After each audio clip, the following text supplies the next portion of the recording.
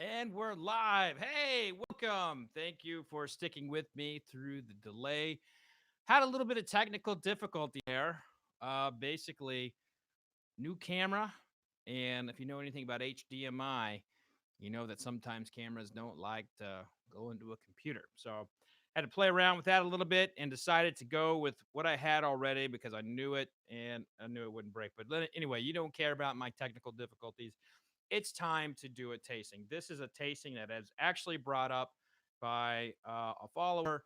I reached out to all of you, and you guys, anytime you have something that you want me to taste or any kind of idea or a cool episode you think I could do, just send me a note and I'll see if I can pull it off. And someone suggested that I taste uh, basically a nice Heaven Hill line, and I kind of put morph that into like Henry McKenna versus some of its sister brands. And Heaven Hill is a fantastic distillery. They do such great work.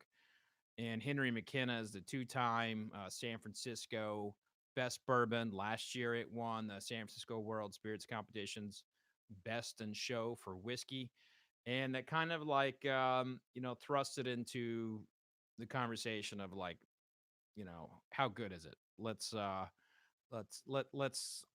analyze how good it really is. And the fact is, in competitions, is the question comes up often: is it fair that a single barrel can be entered in a competition?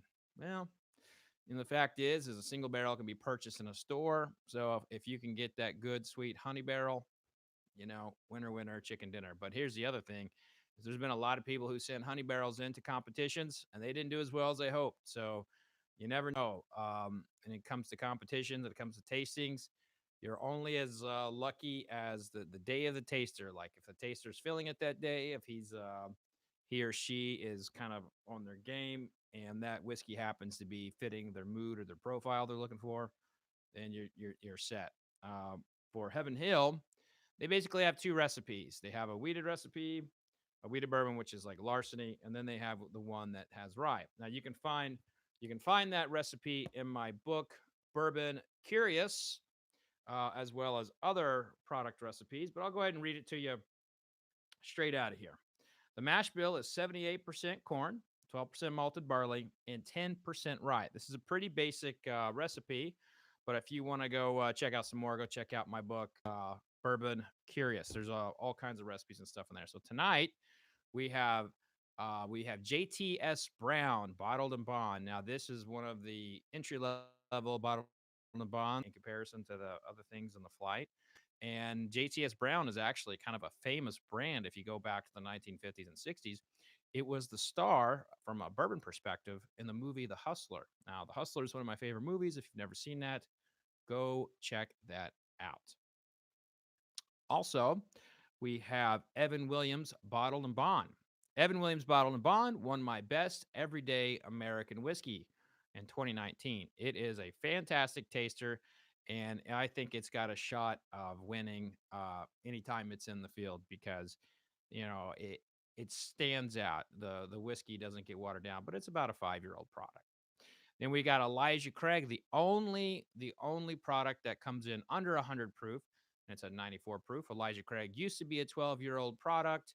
They used to have an age statement on there. They peeled that back to kind of uh, deal with demand, and now it's an 8 to 9-year-old product. And if you're getting barrel picks, there's always a chance you might get something older. But on a composite level, if you weighed out the average of the barrels, it's going to be 8, 9 years old. And Elijah Craig is fantastic bourbon. It is fantastic bourbon. And then we have yes, Heaven Hill Bottled and Bond. Now, Heaven Hill Bottled and Bond is a little bit of a controversial product in that it used to be the great everyday go-to, um, and then they rebranded it, put a 7-year-old age statement on there, and charged $40 for it. Listen, that is smart business, but sometimes smart business stings a little bit when you're the guy who was buying the $9 bourbon on a regular basis. So that is the field for tonight. Henry McKenna is obviously the favorite for everybody going into this. This is really kind of entertainment really shouldn't be considered as any kind of like real competition, but it's fun, and I'm going to do a lot more of these. So if you have any suggestions about what you would like to see me do in these fun live blind tastings, I'm trying to keep it to five tastings at a time. But please make sure you're subscribing to this YouTube. You just have to click subscribe as you're watching this, and just yeah, something just fell. Just hit me up on any kind of Instagram, social media, Twitter, whatever. Email me. Go to fredminnick.com. Just email me. Just tell me what you'd like to see, and I'm happy to do it. Again, hit subscribe, and I'll go ahead and take a couple questions while before I jump into it. Footage writes, "Is that a robe? If not, you'd be a lot cooler if you did, and you'd throw a pipe on there as well." Well, maybe it is a robe, and maybe I'm in my underwear. Let's see who else asked a question here. Big Daddy, what's up, Big Daddy? Just found a bottle of EW Evan Williams single barrel vintage. First time tasting. Yeah, fantastic. Let us know what you think. Kyle Loge, Loges, Loge, is it Loges or Logus? Logus. You should do a follow up with Blanton's versus the rest of the Buffalo Trace portfolio. Ooh, I like that. I like that a lot. My bourbon journey says smoking jacket. I like it. I like it. I like it. I like it. I do like the smoking jacket. Okay, so I think I'm going to get to it. Now, these are labeled in front of me A, B, C, D, and E. In past, we've had a few problems with my ability to read these things because that's why we're kind of limited down to 5. So these are pretty self-explanatory. I'm going to jump right in it. A's kind of smelling woody to me. It's like wood and alcohol. Like, hey, I went down to the lumber yard, chopped me some wood, and poured in with some alcohol.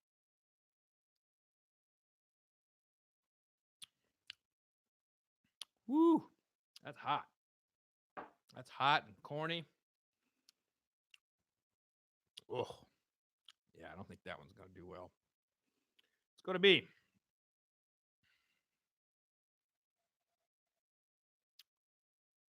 Oh, I didn't say at the top of this. I completely forgot. You will see a little money sign there at the bottom. Every dollar that you give me after YouTube takes their cut, I'm turning around and writing a check for the full amount to the USO Metro. And many of you know that I'm a veteran, and I want to tell you how hard it is to come home from war. And one of the most difficult moments is when you are going through the airport in your uniform, and you're just getting back from the plane. You're just getting off the plane or whatever. Everyone's staring at you. There's like really, um, it's tough. And I remember feeling like 1,000 eyes upon me, and then people would want to talk to me about the political reasons of the war and all that. But the USO was there. They had a little spot. I could go hang out in there and kind of protected from all that. And, yeah, if you donate $1 tonight, or $10 or $1,000 or whatever, I'm just going to turn around and give that to the USO. Now you can also go to USO and donate yourself. So all these tastings that I'm doing, I'm basically trying to help raise money for the USO. So go ahead and click that little money button there and donate whatever you would like. So to be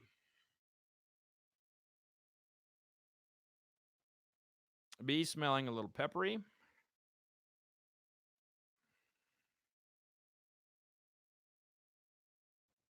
Kind of like salsa, kind of very spicy.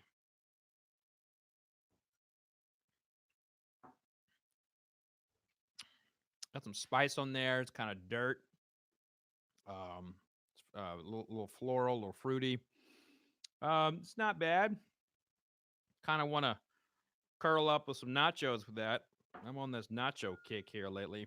Nachos and bourbon. It's good. I'm just telling you, it's good. Jessica's asking me, what's the barrel number on the McKenna? Uno momento.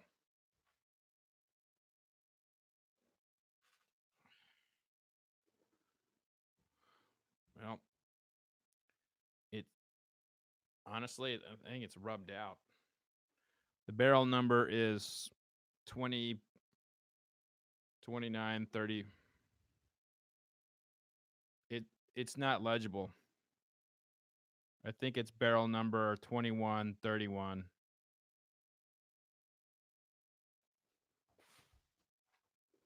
But here's something. Okay. This dates it. This has a screw cap on it. And thank you guys for donating. Again, that money is going to be going straight to the USO after YouTube gets their cut. So they went to a cork, and so this bottle is actually an older one, and this was barreled on 10/10/05. So this is a 2015 Henry McKenna. Holy shnikes! Huh. So that's some bad news for the rest of the competition here. So B was nice. It was fun. It was tasty, but still kind of green. Had a little bit of earth to it there.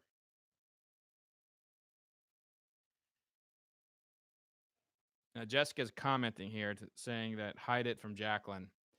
I just learned that my wife has been coming into the office and taking my good bottles of bourbon. And just the other day, she took a pull from Michter's 20. I was. At least she didn't make a whiskey sour out of it this time. Funny about that is like she's going to be on the next iteration of the curation desk, and I'm going to grill her. I'm going to grill her so good.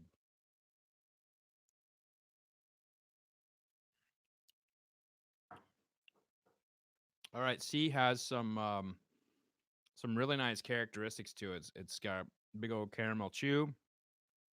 It's got some vanilla underneath there. It's like a Cool Whip. A lot going on there in the sweet department. I rather like C. Nice. Let's get to D. Peter Wilson writes, she has good taste in men and whiskey. Yes, she does. Yes, she does. That's funny. Like one of our first dates, she was like, I want a Maker's Mark, one piece of ice. I was like, yeah, all right.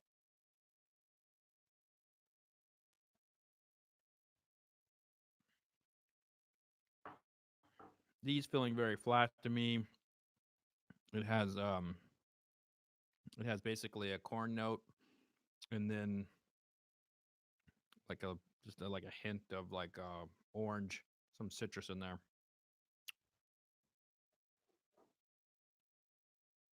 Woo! He is coming to the party. He's coming to the party and saying, "Hey, I got a little bit of something here. I'm smelling good. I'm E." Again, every time I see the letter E, I think of my favorite youth rapper, Eazy-E. May he rest in peace. Okay, it's got that kind of like that fair candy smell. I'm dying here. What the fuck's that shit called? Cotton candy. Cotton candy. Then you go over here and they've got the warm like cinnamon almonds and everything. This smells like minus the stinky barns and all that. It smells like the state fair, like the food stuff. You know, sadly, when I think of state fairs and the food, which I eat a lot of it, I wonder why am I ordering from someone that I probably hasn't taken a bath in 3 weeks and is back there cooking my food? I think I should probably not eat at state fairs anymore. When I think about it, it's not. Do you eat at state fairs? You find that the people working there maybe lacking a little bit of the hygiene department. Yeah, and they're cooking. I don't know.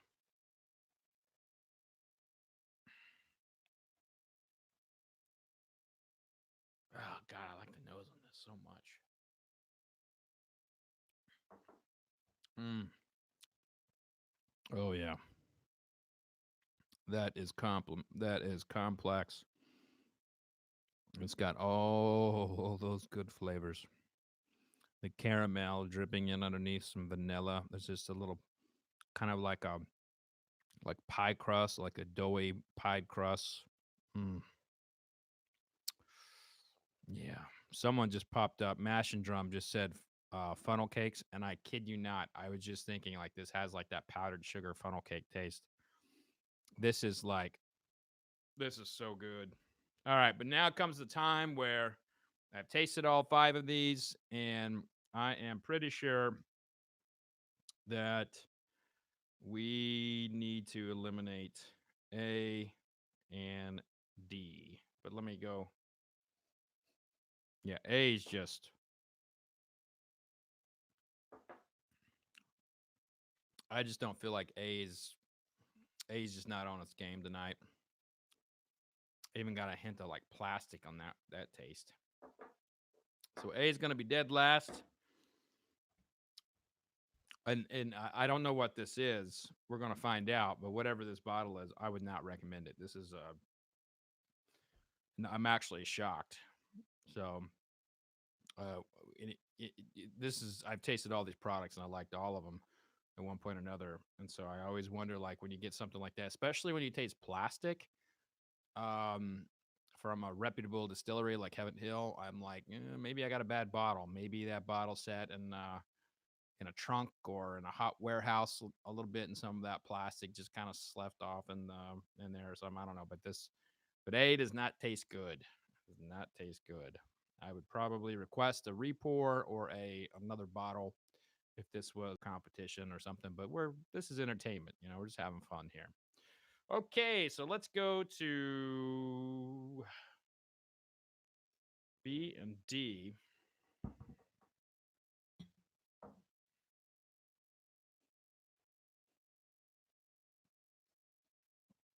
B's got definitely is higher on the alcohol side.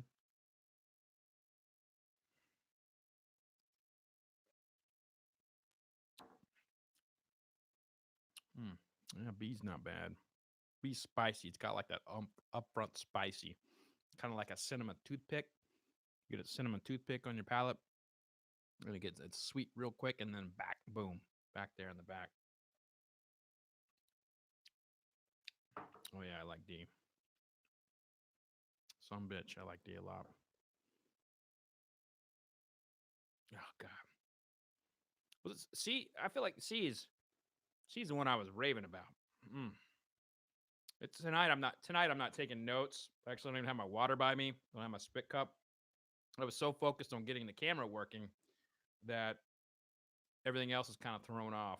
And my kid's been sick all day, so I had to stay at home. I had all kinds of other things going on, and then we get the note from the teacher about our oldest acting up in school.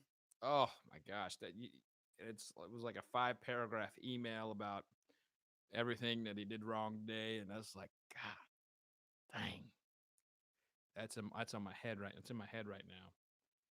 So C and D are welcome distractions from those things.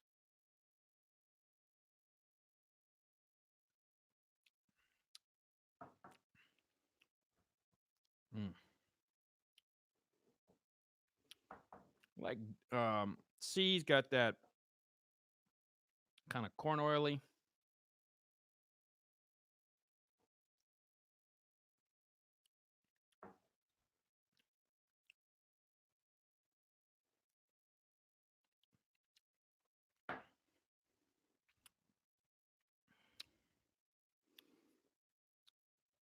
B and E, they fill in the palate very similarly. They feel very, very similar. By the way, you guys see the Richard Escalera in here? He's my pledge brother from Oklahoma State. The stories we have on one another. Oh boy, you don't even want to know. And he was a Golden Gloves boxer back in the day. Fortunately, he was always my friend, so I never had to worry about him beating me up. But he definitely would have beat me up. But anyway, it's really good to see Richard. His son is a collegiate level wrestler.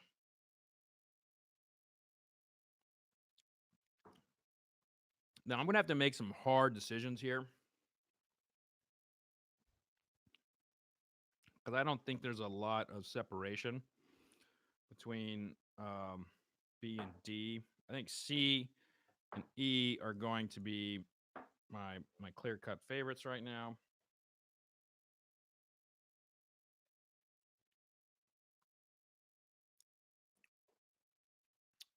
Yeah.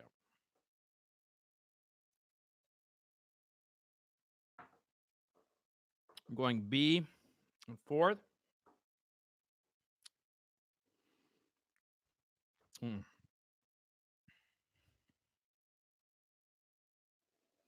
Ladies and gentlemen, this is my Bourbon podcast, aka Perry Ritter is joining the house. I'm going to be on Perry's podcast here pretty soon. He's going to be interviewing me about why I decided to do a whiskey and music podcast, um, amongst other things. When I get together with Perry, we just kind of go off the rails a little bit, and I never know what I'm going to talk about. So we'll find out. But Perry's my boy, good kid.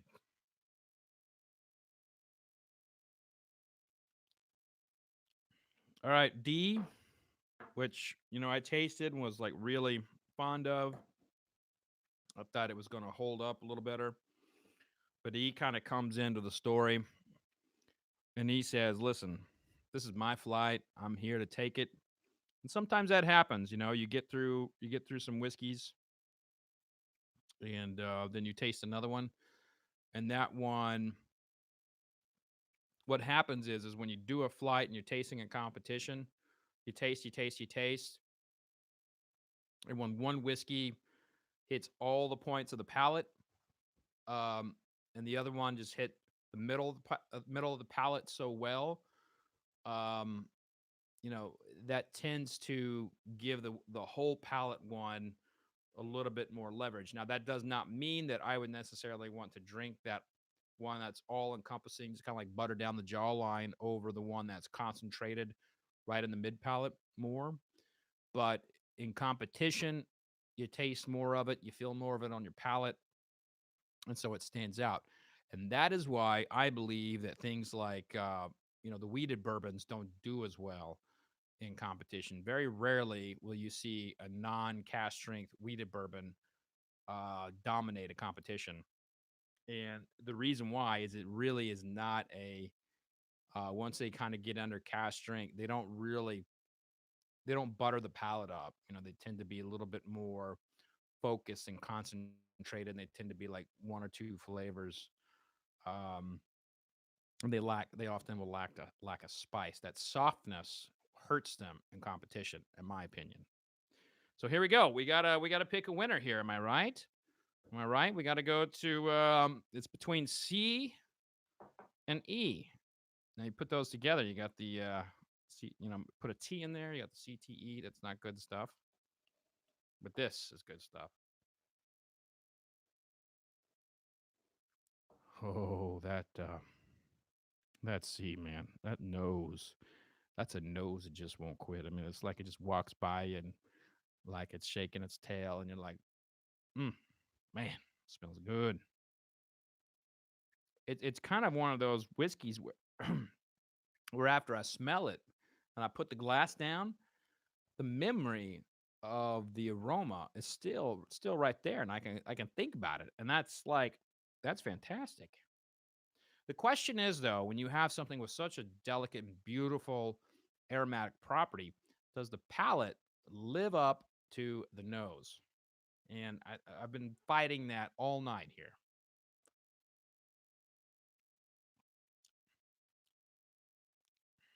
So,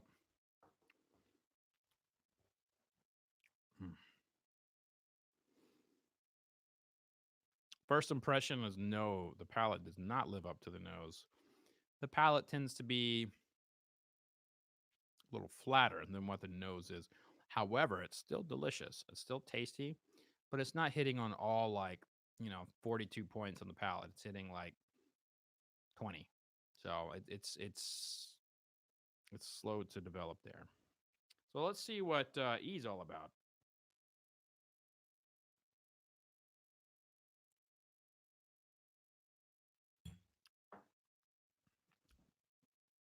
Okay, so E's got that complexity.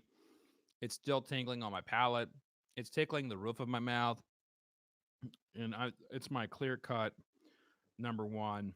And I recall, tasting when I first smelled C and D. I thought it was going to be between those two, and it's very interesting as I went on and I approached them all and kind of compared them to one another.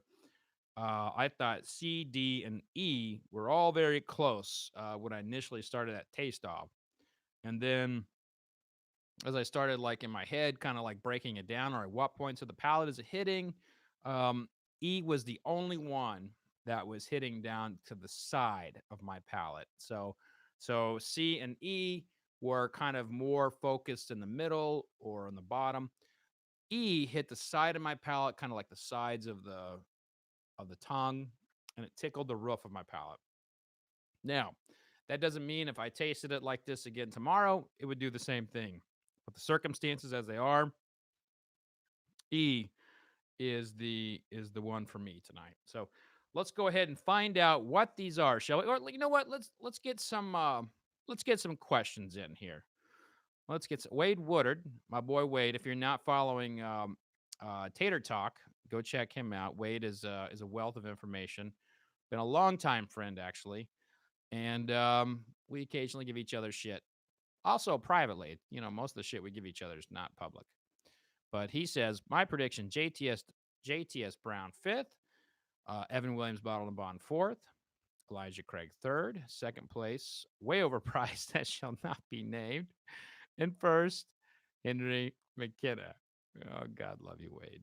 God love you. Bourbon Lens, JTS Hype Train. Yeah, I don't know about that.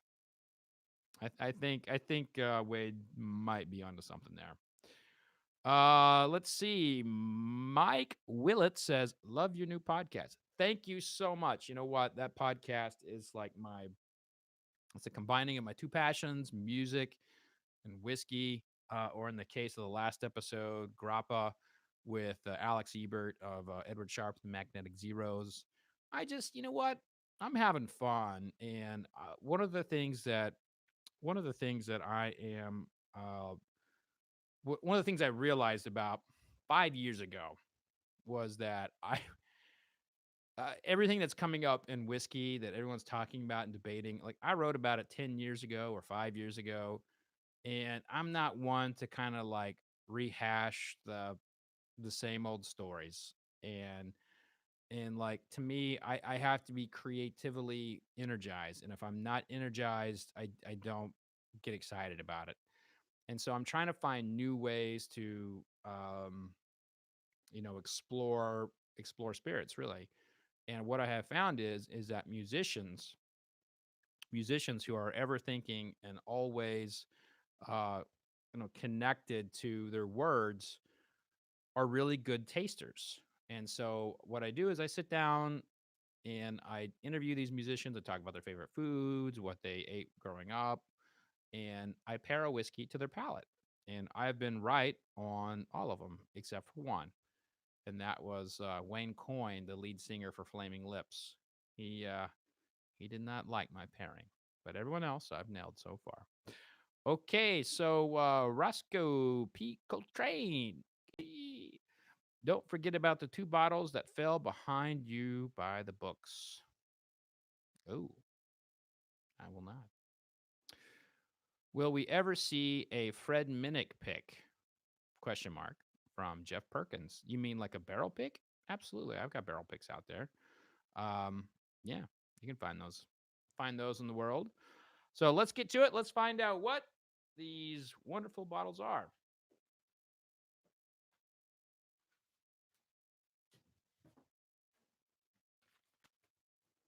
So I do something different tonight. I am going to go ahead. I'm going to open these and I'm going to put them in here as we're going. So I'm going to start with A. And then I'm going to show them to you when I'm done putting them up. That way you see them all at once. Oh boy. Number 5 is a shocker. Number 5 Coming in at 5th is an absolute shocker. Absolute shocker.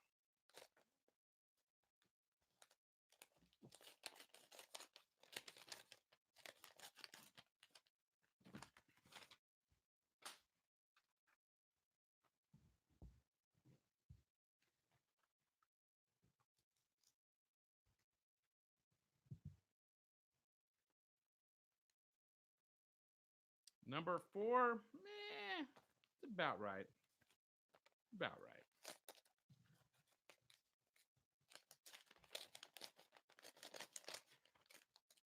Chris Markle writes, being a veteran, is there a veteran-owned distillery you think is doing good things? For example, Horse Soldier. Yeah, I like Horse Soldier. I like what they're doing. But I am an enormous fan of MB Roland. MB Roland is owned by a 2-time Iraq veteran and someone who has fought very hard to get where he is, and a good man. Good man. Okay, coming in at number 2, let's see what we got. Oh, no. Oh, boy. Oh, boy. And number 1. Well, shit. Number 1, which was E. And here is the results. At number 1, we have Heaven Hill, Bottled and Bond. Number 2, Henry McKenna, Bottled and Bond. Number 3, Elijah Craig. Number 4, JTS Brown, Bottled and Bond. And coming in last at number 5, Evan Williams, Bottled and Bond. Now, I noted that whatever 5 was, what came in 5th, it had a plastic note in there. I drink Evan Williams Bottled and Bond a lot, and I have never once detected a plastic note. So I'm going to go ahead and say that is going to be a faulty bottle. I'm going to pull that out, and we're going to move that little sticker thing there. So I am going to go ahead and make the call, say Evan Williams Bottled and Bond was faulty from a bottle perspective. So coming in at 4 is Elijah Craig, and JTS Brown was a pretty distant 4. So there you have it. Heaven Hill on, which is pretty tasty, pretty tasty. And if you recall, in the Bottled and Bond showdown that we did on Bourbon Pursuit, it did quite well there as well. Now, I will say, yes, ADHD whiskey ass was Evan Williams Bottled and Bond, the one that tasted like wood chips. Yes, it also had a hint of like plastic in there. So now comes the time in the show where I think I'm going to have a little vintage spirit. You guys up for that? A little bit of vintage whiskey? Yeah?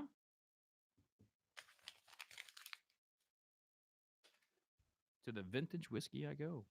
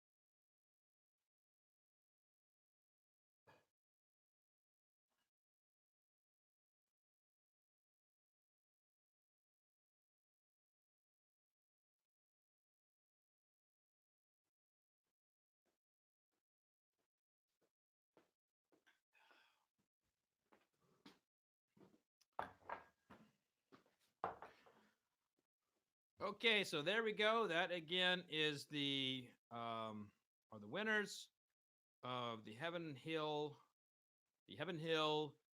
Showdown, a taste off. I chose their newly released product, Bottled and Bond, Heaven Hill. So now, what we are going to do, we're going to taste a fun vintage product. Last week, I tasted a Shinley Rye. This time, I'm going to taste a Shinley Bourbon. Now, you may notice here, it's distilled and bottled in Lawrenceburg, Kentucky, or I'm sorry, Lawrenceburg, Indiana. What you may associate with Lawrenceburg, Indiana, is what is now MGP Ingredients Distillery, formerly LDI, and a former Seagram's distillery. There was another distillery there that made Old Quaker. Old Quaker was a fine bourbon, and Shinley owned that company.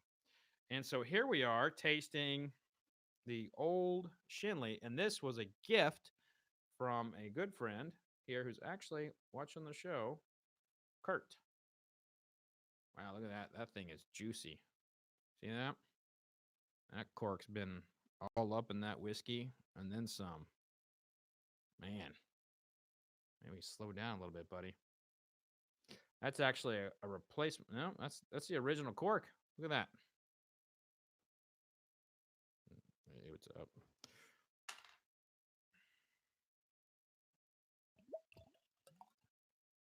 So I will go ahead and tell you what this product is.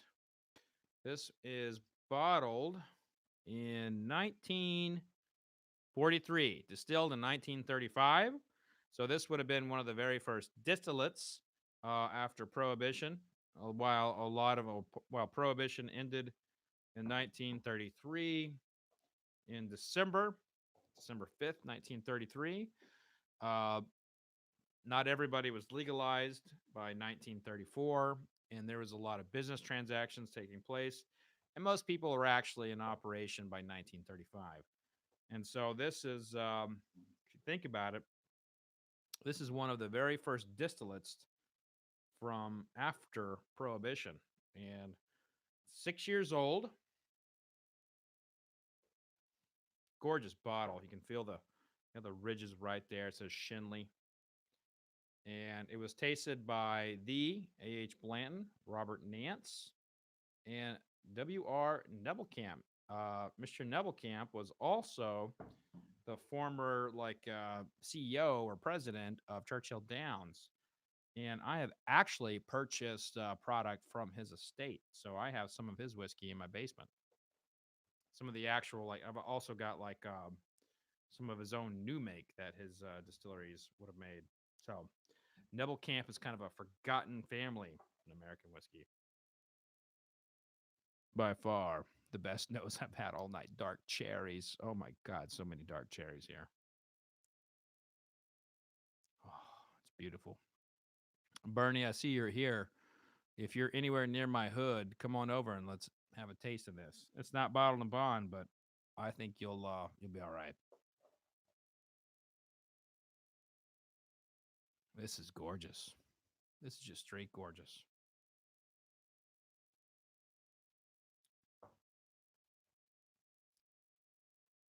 Oh.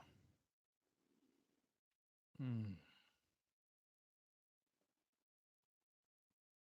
Mm.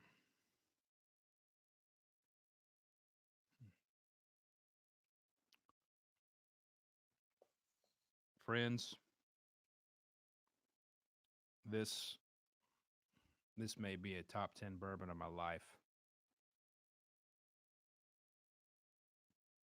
This is better than every Pappy I've ever tasted.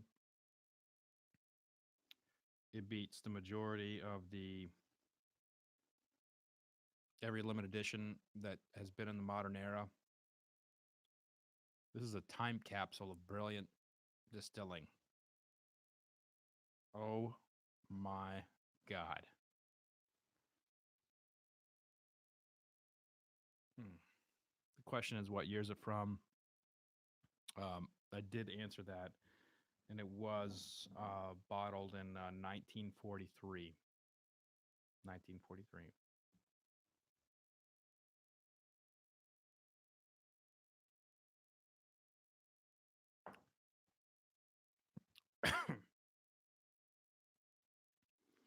The thing about, oh my God, this is so good. This is so good. And I'm going to be piecing together some more vintage things down the road where I can explain, they'll be very particular and um, unique videos where I talk about the bottle and I taste it and I tell you about it. Um, but this is amazing. The fact that I'm drinking it here by myself is fucking criminal. I wish I had a good friend with me right now to sip this with, my wife, or someone, Kurt, my boy Kurt, out in DC, because this is the kind of whiskey that you're not going to taste again. Once this bottle's gone, it's gone. And the way that cork was doing, like you can see this cork when it's all wet like that and it's all up to the cap. I mean, that's good. It's doing its job. But this cork doesn't have much life in it. So, and yeah, you could replace it. You put another cork in there, but kind of want to drink it with a friend right now. This is great, great, great whiskey. Everybody, I don't have a lot of notes for you on this other than to say it's complex. It's a great piece of history. And I hope you're subscribing so I can talk to you more about some great vintage whiskeys. And if you haven't donated tonight for the USO, please do hit that money button there below the comment section. I'll just donate $1, $5, whatever. Every dollar that comes to me will be turned around and given to the USO. So, okay, everybody, I'll take a couple questions here as I don't know, maybe I don't want to take a couple questions. Maybe I just want to sip this, but I will ask some questions. I'll take some questions here. Here we go from Peter Wilson. I want to buy my son, and is a jazz musician. Nice, and a bartender. What should I buy him for under $80? Henry McKenna, Russell's Reserve, Old Forester 1920, or Well, Peter, why don't you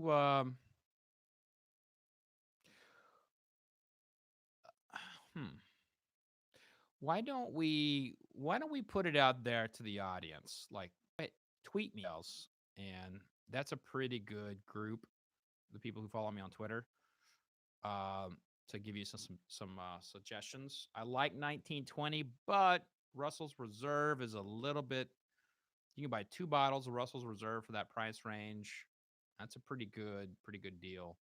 And you can't pass up. You can't overlook 4 rows of single barrel. 4 rows of single barrels, very, very nice. So this is what bourbon is all about. It's about community. It's about helping one another. It's about sipping this with your friends. It's about having a good time. Don't ever forget that. Don't ever forget that. In these times of everybody's pitting everybody against one another, this is absolutely one of the few things that can bring us together right now. A good drink, a conversation. So that's what bourbon is. Bourbon is that opportunity to crack it open and have a conversation about anything. Bicycles, plants, Guatemala, the fact that Jeff Shipley still owes me $5 from college, anything. So everybody, that's it for this episode. I will answer a couple more questions though. I got top shelf. When is the next curation desk, and who is the guest?